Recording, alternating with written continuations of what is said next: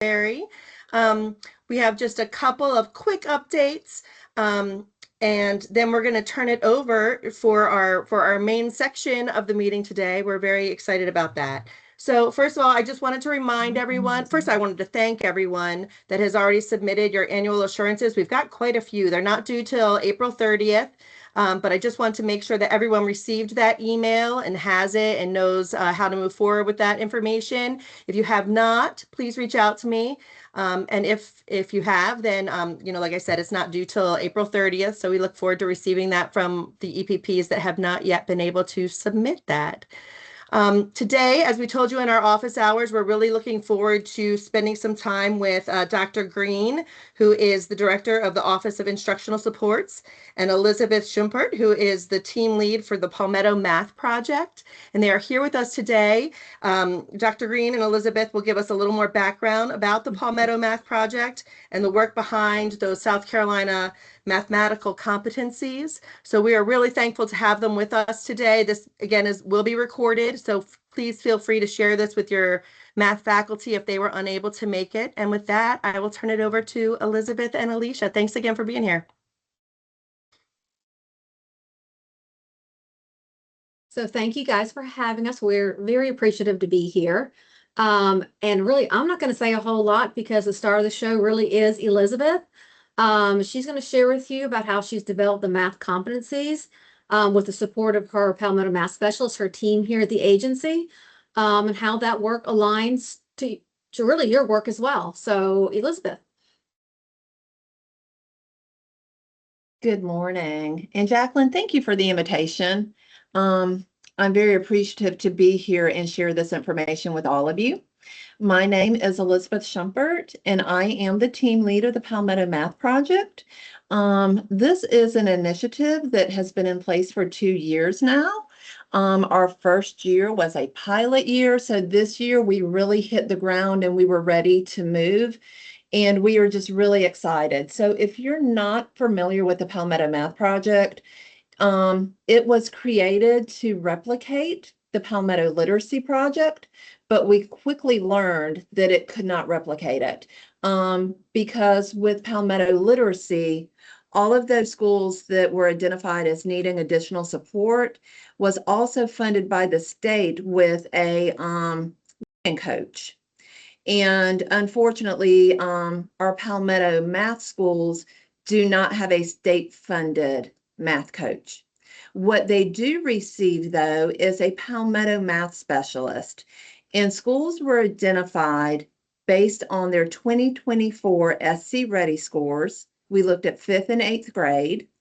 And if 50% of the students in either of those grades scored in the does not meet category, those schools were identified as a Palmetto Math School. So that left us with 180 schools to support and only 15 Palmetto Math Specialists at the time. We have the capacity to build up to 22 math specialists, and we are hoping to get to 22 for next school year. But knowing with 15 math specialists and 180 schools, we would have to tier our support or else we would not be effective. So we created a rubric to identify the most neediest schools across the state. And those schools are what we call a Tier 3 school.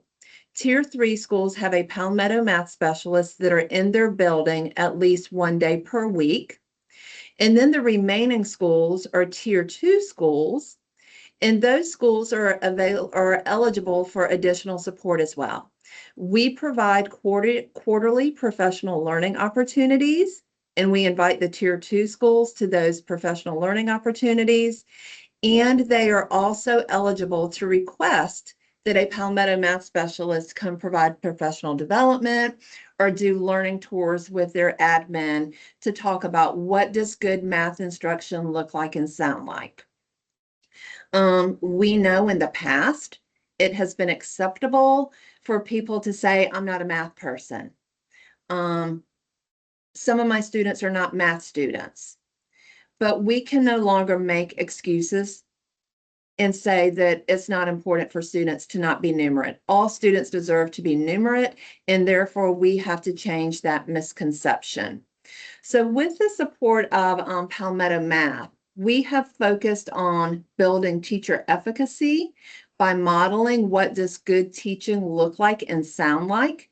We support them with their HQIM, and we support them in those needs of ensuring that students are exposed to CRA and also making sure that teachers are implementing manipulatives along with their lessons. Elizabeth, would you let folks know or remind some folks on the call what HQIM stands for and what that is, and CRA as well? Yes, absolutely. So HQIM is just high quality instructional materials. Those are the materials that were vetted and approved for adoption. It's the textbooks. And then CRA model is our concrete to representation to abstract methodology of ensuring that students who need an alternative pathway to grade level learning, if they're not ready for that abstract, that we take them back and make sure that they have an entry pathway to grade level learning through a concrete and a representational method. Thank you. You're welcome. Any questions about Palmetto Math before I dive into the math competencies?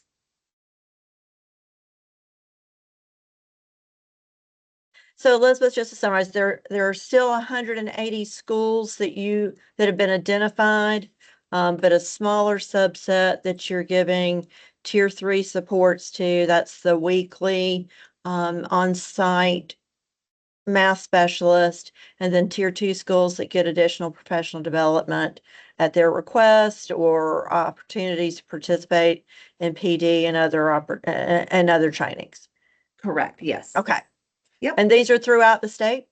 Throughout the state, all across, we have schools in every region of the state. We have some school districts that have multiple schools that are identified as a Palmetto Math Project school. And then we also have some districts that may just have one school within their district.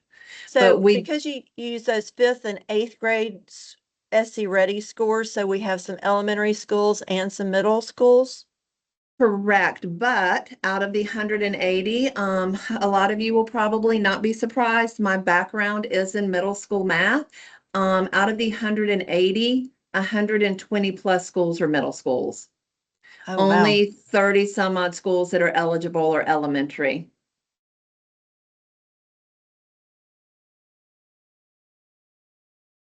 Thank you. That's So, great information. Yeah, we're really losing those students when they get to middle school. So, if there are no other questions about Palmetto Math, I'll move along to the South Carolina mathematical competencies.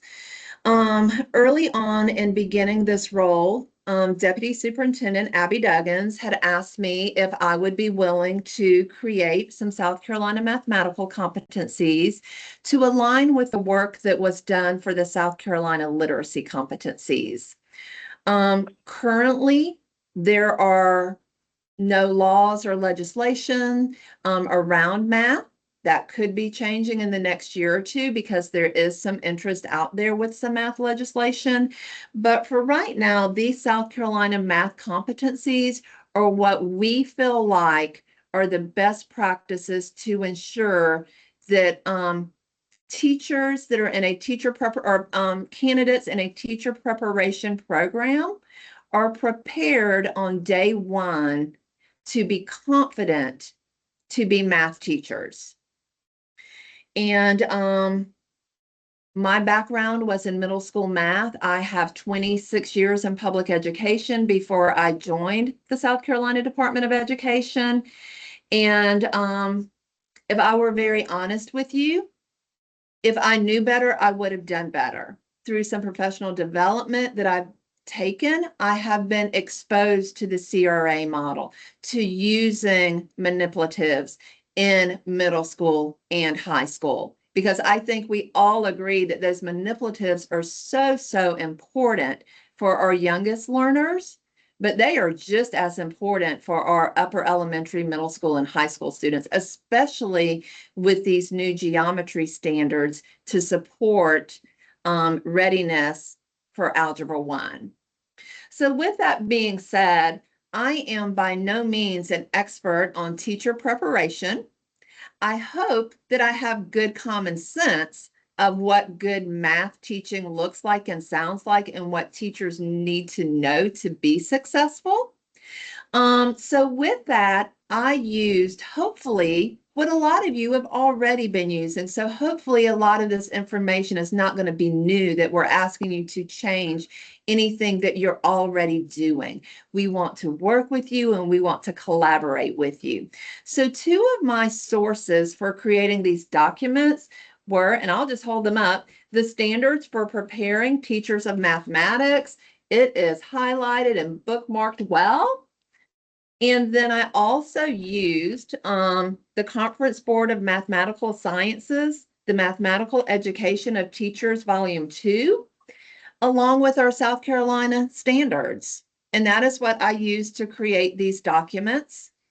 And what we are asking is that you, if you are interested, provide feedback, since we are going to ask that you use these competencies to ensure that your candidates are prepared to be math teachers day one.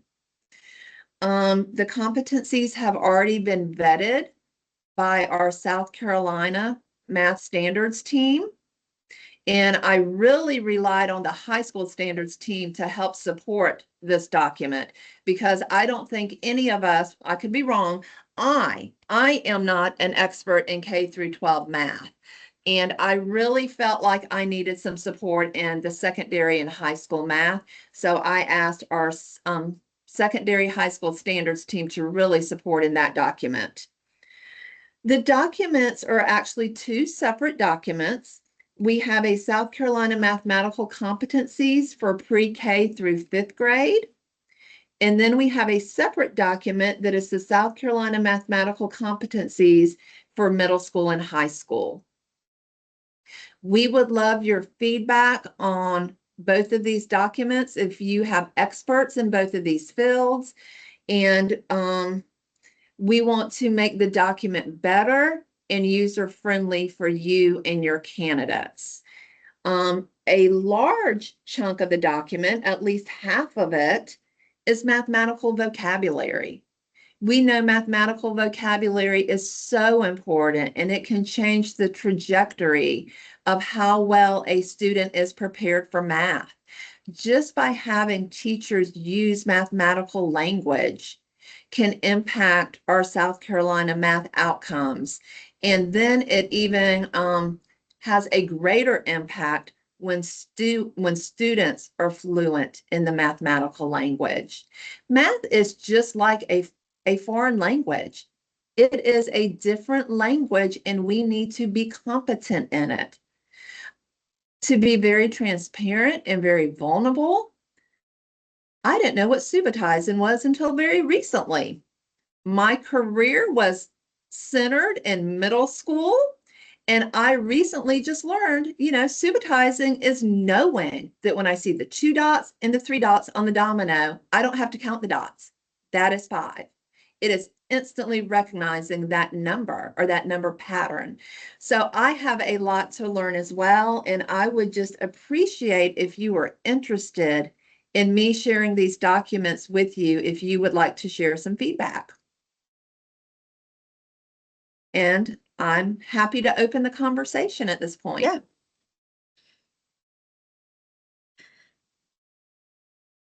Elizabeth, thank you for sharing that. And everyone, I think you see two things as Elizabeth was talking. One is her deep passion and commitment to the work that she does as a mathematics educator, and also just her enthusiasm for wanting to support kids in the work they do. So talk to us about what questions you have for her and for Alicia about the competencies and their vision for how they might be used.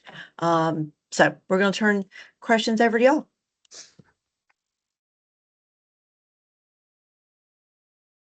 I just wanted to ask well, thank you for all the work that you're doing, but the second thing is, what's the turnaround time for the feedback so that I could get that to our math specialist and make sure it's back to you in a timely manner?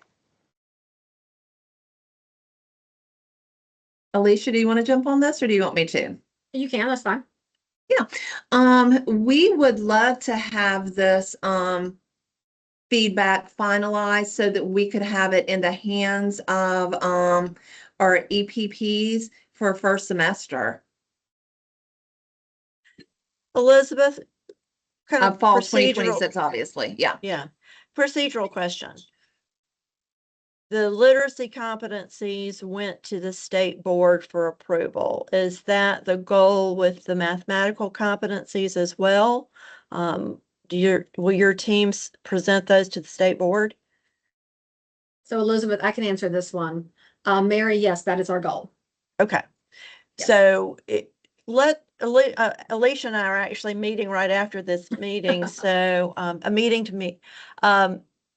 Let us talk through a timeline for when she envisions getting that document to the board for their review, and then we can kind of map out a timeline for you, Catherine, if that will work.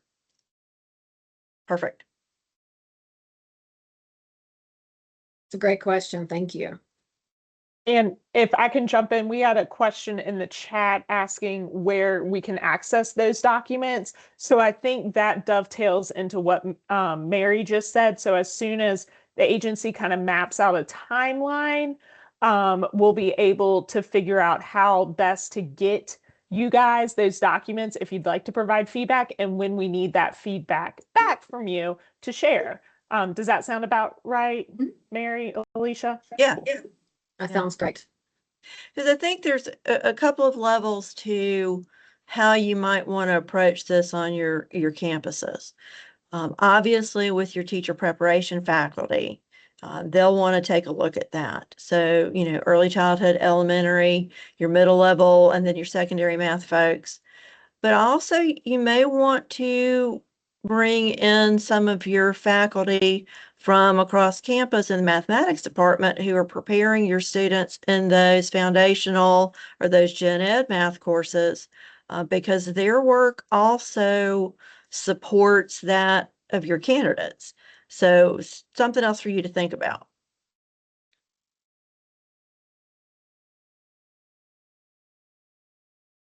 I have one question. I recognize the first source you gave was by AMTE. What's the author of your second source, the Mathematical Education of Teachers?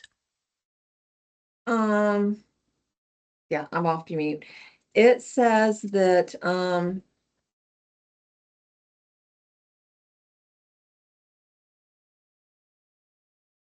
it is put out by the American Mathematical Society, Providence, Rhode Island, in cooperation with Mathematical Association of America in Washington, D.C.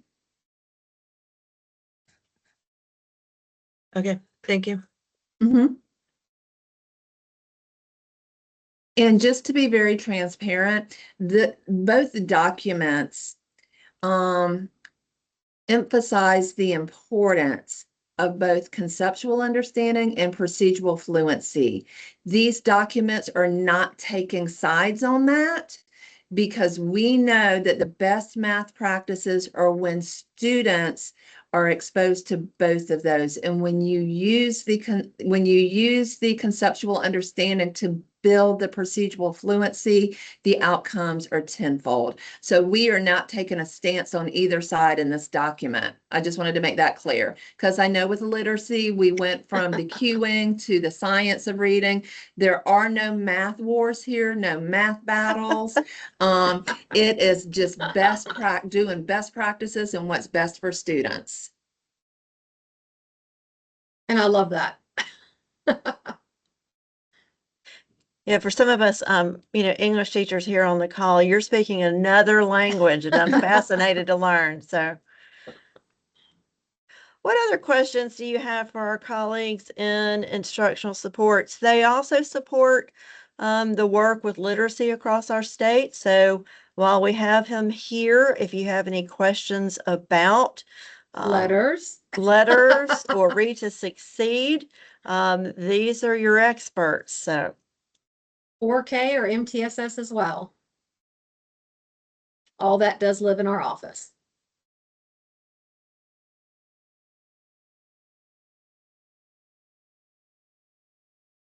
we're also glad to connect all of you down the road if you, when you think of a question, because it will come to you this afternoon or in the morning, we can get you connected back to Alicia and Elizabeth.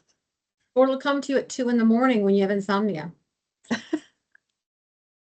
True. But we are happy to answer your questions if you think of one later. Absolutely. We are here to support and just be a collaborative thought partner as well. I do want to kind of underscore something that Elizabeth alluded to. Although there's not any legislation currently around math like there is around reading. So obviously we have the Read to Succeed Act, and it was passed first in 2014 and then revised in 2024. There are a number of states that have moved towards legislation or adopted legislation around the teaching of mathematics. So we do anticipate that that's a possibility here. And you've got folks on this call that are very, very capable of helping shape what that legislation looks like. You know, there's not a science of math like there is a science of reading. So things may look a little different, but the emphasis and the interest at the legislative level is definitely there.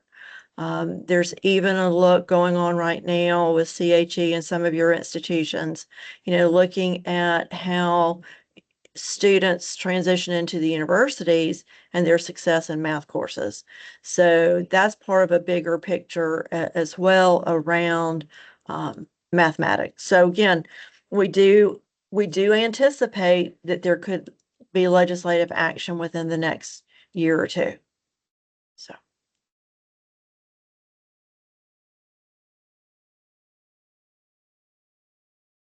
Right. Well, Alicia and Elizabeth, thank you both for joining us today. Again, you know, you guys can connect with them at any time. Jackie, Jessica, and Russell can connect you with them as well. And Jackie, if it's appropriate now, I'm going to ask Alicia and Elizabeth, any parting words or comments for the group? No, just Again- thank you for giving us this opportunity. And we really do want you to be collaborators in this work so that it is a joint effort.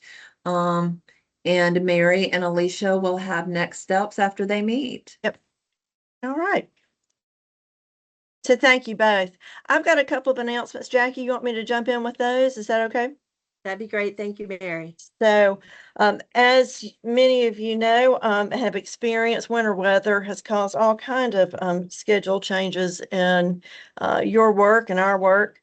The state board meeting in February was canceled. It was not rescheduled. So everything that was on the docket for the February state board meeting will now be on the March meeting, along with all the things originally scheduled for March. There are a couple of items going to the board in March that I want to make you aware of, and Sherry Schneider's on the call or on this meeting. She's actually taking these to the board for our office.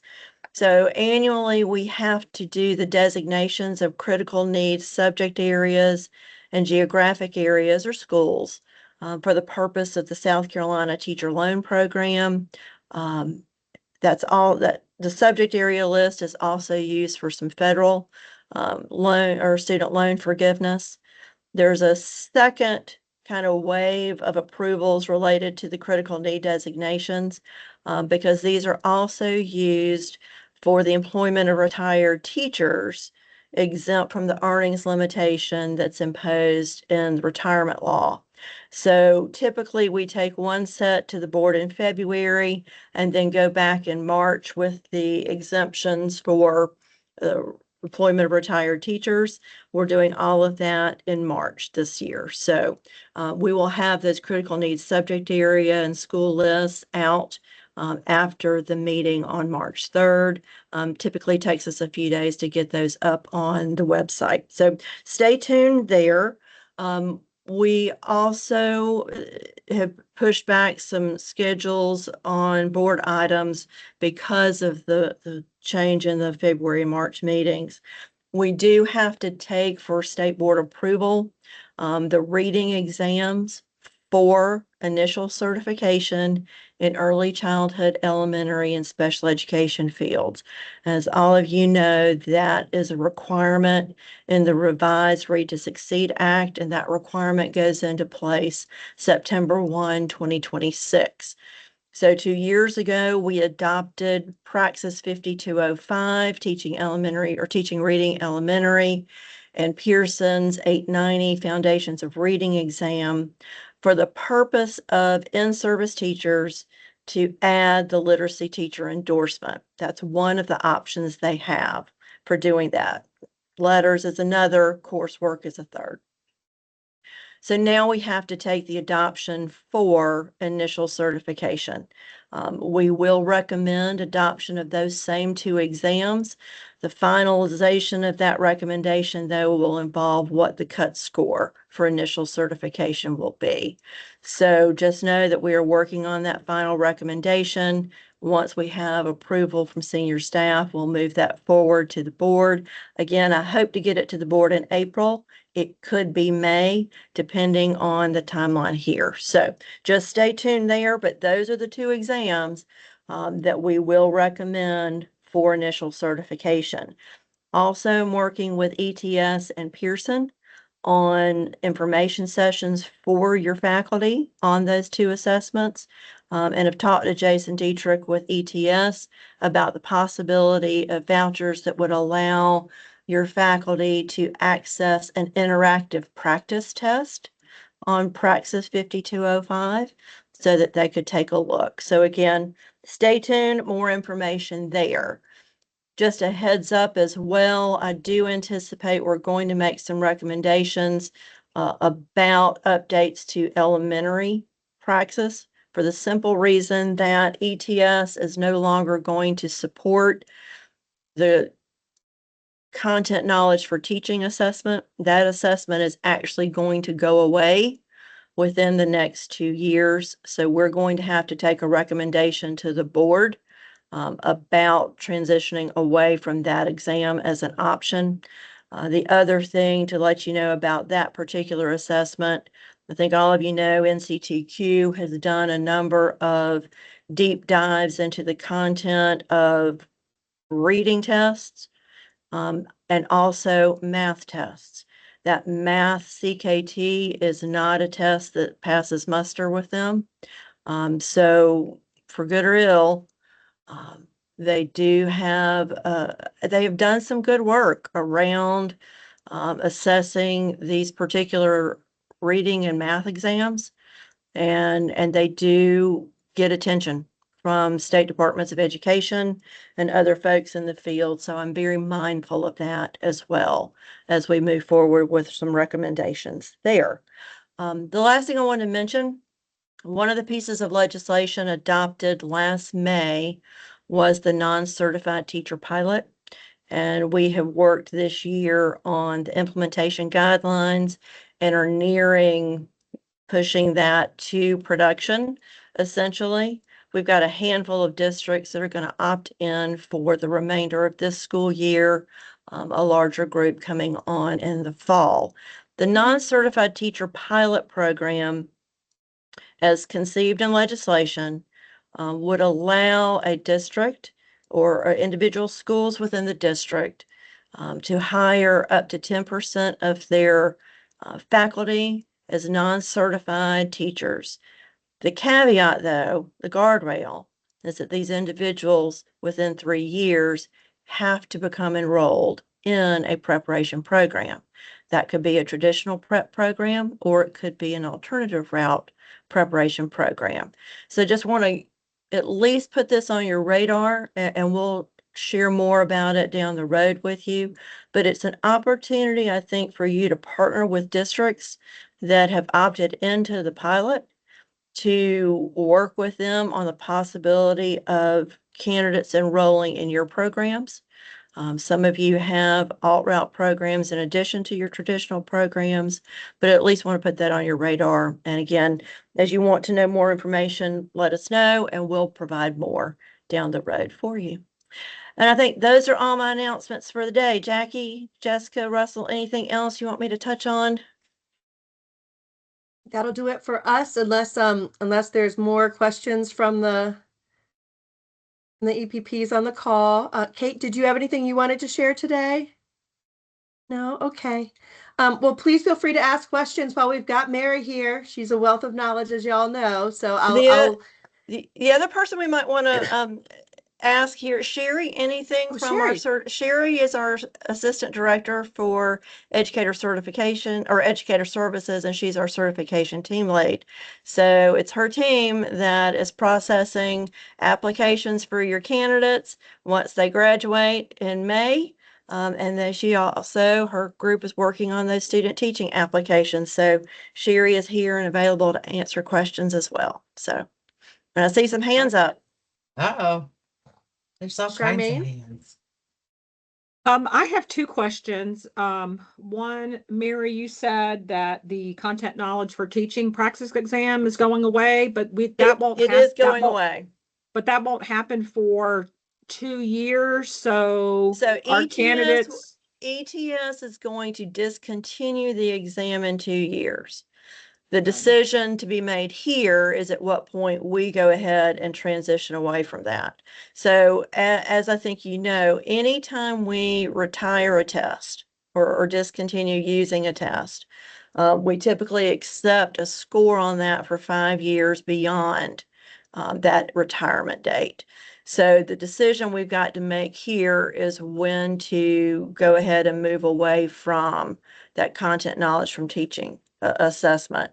ETS does have a new elementary ed assessment in the works. Will probably come out this spring.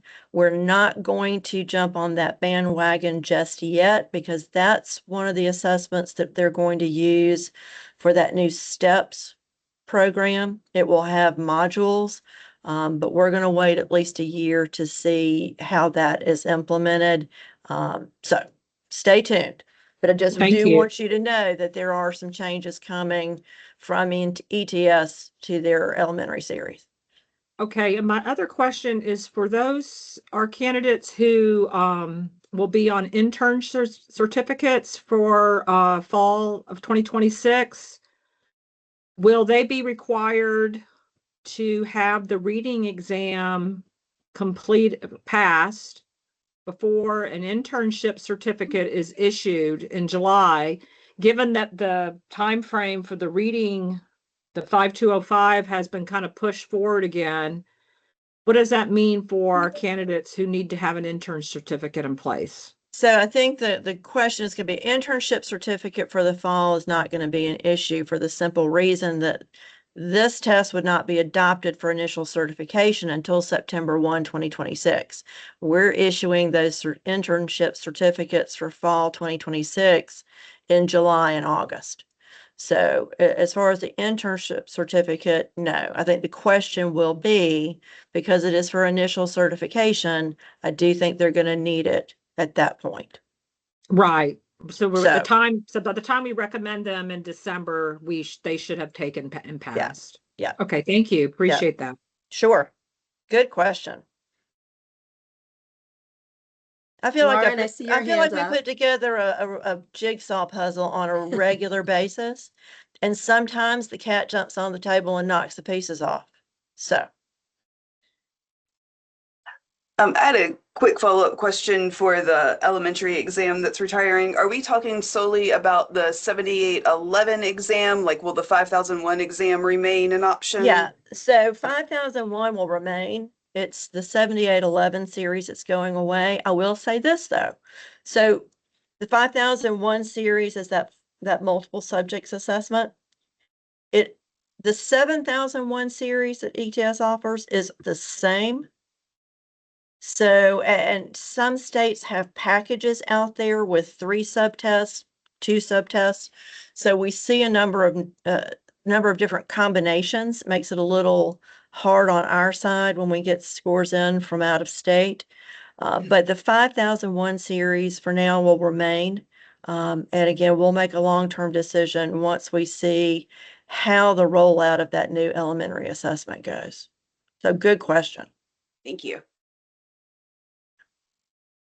And the other thing to think about with that elementary one, our plan in making a recommendation about the reading exam is that the reading assessment will basically swap out the ELA or the reading language arts portion of elementary.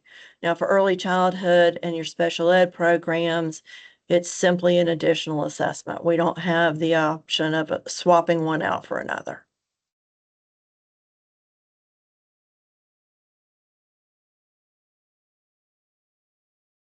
Sherry, anything, announcements from the certification team, deadlines, things you're seeing to make them aware of? Nothing right now. April 30 comes up quick, but we got a little ways till that. Yeah. That's a big deadline. For us, April 30th is the last date that educators and applicants can submit documentation to have any change on their 25-26 certificate. So after April 30th, all those changes are effective July 1 or whenever the person gets them all in.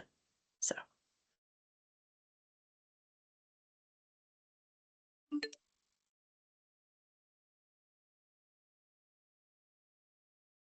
Looks like we have a question in chat. Is there a list of districts who have opted into the non-cert 10% program? We will have that available there. We are working on a website or webpage for the pilot. I do not have in my memory the handful of districts that are going to participate this year or for the remainder of the year. I kind of think of them as the pilot within the pilot districts. But we will put up the list for the broader list for 26, 27. So stay tuned.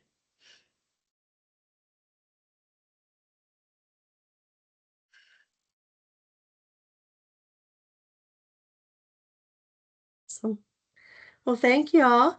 We really appreciate you being here with us today. And thanks to Mary and Sherry and Kate for joining us, and Alicia and Elizabeth, if they're still on the call. We appreciate all y'all joining and sharing this time with us. As always, we'll stick around if y'all have any individual questions. But otherwise, we appreciate you being here. Have a great Thursday. Thanks, Jackie.